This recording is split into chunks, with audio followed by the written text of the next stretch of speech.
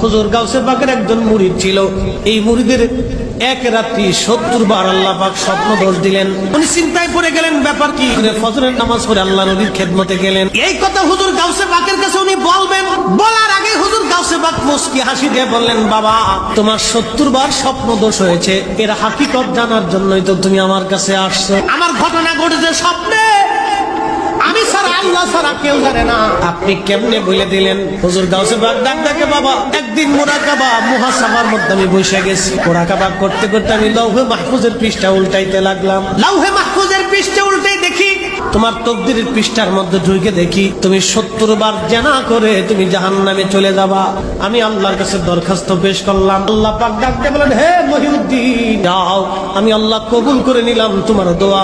তোমার উসিলায় তোমার মুরিদকে আমি 70 বার জেনা থেকে বাঁচাইয়া আমি আল্লাহ গুনাহ থেকে মাফ করিয়া তাকে জান্নাতি বানাইলাম।